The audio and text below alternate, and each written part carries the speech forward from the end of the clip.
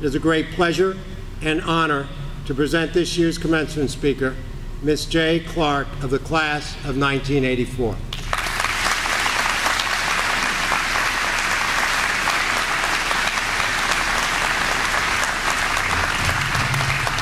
Thank you very much for that lovely introduction. And before I get started, I want to extend my sincere congratulations to Tom and Betsy Sheehy, who have served the school for 20 years. The school has never looked better, and the school has never been better.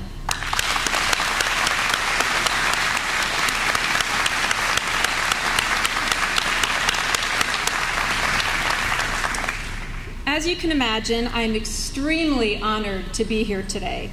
26 years ago, I sat where you all are sitting, although I couldn't tell you what the speaker said, and I have no idea who it was. But I remember like it was yesterday how proud I was looking out at my parents, at my two brothers, my grandmother. I had an immensely rewarding experience here at Canterbury, both personally and intellectually. By now, graduates, I can see your eyes slowly glazing over as I begin to tell you about lessons learned in my short life. But this is the job of the commencement speaker, to leave you with some small nugget of wisdom, words to live by as you run off into the world and off to college. You'll probably forget them today as I did, but that's perfectly fine. What I want to speak with you about today is perseverance and gratitude. They may seem like opposites. Perseverance implies gritty determination, and gratitude suggests quiet reflection. You can have one without the other, but to have drive and ambition without nourishing your spiritual self will lead to an unbalanced life. And there was a time when my life was unbalanced. Like many 15-year-olds, I arrived at Canterbury feeling insecure and not at all confident about my academic skills. I came from a well-to-do family, grew up in a fancy suburb, with two brothers I adored, parents that loved me. I had all the trappings on the outside one could ever wish for, but the inside still needed a lot of work. During my grammar school years, I was pigeonholed as one of the dumb kids. As a result, I often felt unintelligent. I felt less than. Ironically, as my dear friends from that grammar school always remind me, I'm the only person in my class to have received a PhD on a full scholarship from an Ivy League school. But now I'm grateful to that school because they helped me become an overachiever. They helped me to rely on my own sense of self, to keep pressing forward, irrespective of what others say I can or cannot do. At Canterbury, things changed. I learned here that I didn't have to be anyone else. I could be myself, and that was plenty good enough. I learned about service and giving back to communities and individuals that don't have the gifts that we enjoy. I learned that each and every person has abilities and that those should be sought out and praised. But most importantly, for my future career as a curator and a professor at Williams College, I learned that I was smart. But it was more than just being smart. It was that I found an intellectual curiosity inside myself here that was nurtured and celebrated. Teachers like Lou Mandler, Kim Tester, Mark Vanasse, Walter Burke, Guy Simonelli, and Jim Shea encouraged my passion for learning and pushed me to realize my potential.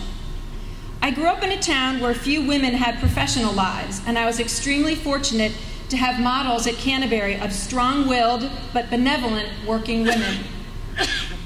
In 1995, 11 years after graduating from Canterbury, I was at Brown University sitting in a room with 3 professors being grilled at my oral examinations, the second to last step before getting your PhD. When I successfully completed the exams, one of my advisors asked me how I planned to write my dissertation after returning home for Berlin, Germany, where I was going to live. I said I was going to work full-time at the Art Institute of Chicago and write my dissertation on the weekends. To roughly paraphrase, he said, "You'll never write that dissertation." Well, 2 years later, I handed in my 363-page thesis and was told that I broke some kind of Brown University record. I was definitely persistent. Time and again, I've had the persistence and the drive to do things that most people thought were crazy. live in Oslo with 2 small children, learn Norwegian, write a book in a year, and the list goes on. If you set your mind to doing something and are determined and hardworking enough, you can get it done. About 10 years later, I began working on a large-scale exhibition devoted to the Norwegian artist Edvard Munch. Again, there were naysayers. My focus was new, different, rigorously intellectual, and not your average run-of-the-mill blockbuster. Several said it would not be popular and asked whether the public would really be interested. After all, Edvard Munch is not exactly the cheery Claude Monet. As Tom mentioned, when the show opened, the critics thought differently. Chicago Tribune called it brilliant, among the Art Institute's finest in 30 years, and the New York Times said it was thrilling and extraordinary. 2 weeks ago, I had the honor to receive an award by the Association of Art Museum Curators, who awarded it Outstanding Exhibition of 2009. Again, living proof that persistence pays off. Equally important to accomplishing your goals is how you carry them out. A life lived without grace and kindness is a life not worth living. I've been told that a person, especially a woman, can't be nice if she wants to succeed.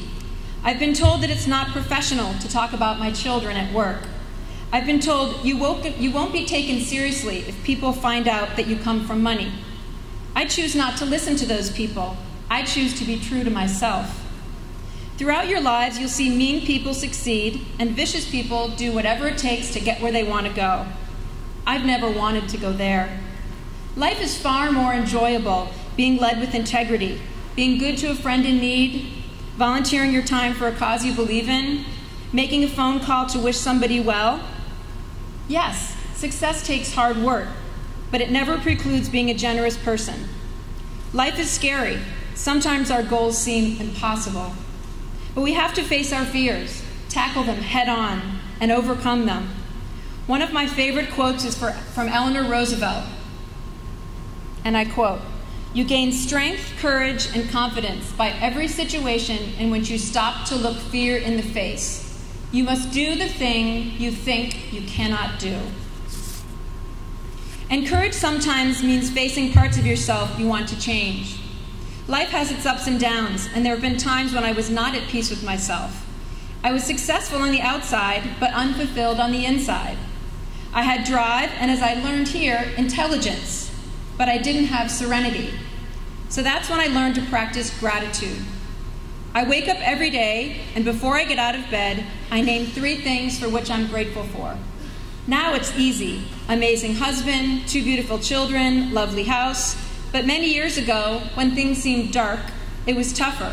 I'd struggled to find things to be grateful for, so I faked it. I found gratitude in my alarm clock, bowl of cereal, and my cheap futon bed. But the difficult years teach us to never take our blessings for granted. If they propel us forward, they have served their purpose. Life is so much better when you have the gratitude to go with the perseverance. If any of these principles sound familiar, it's because many of them come right out of Canterbury's 5 values: compassion, honesty, respect, self-reliance, and spirituality.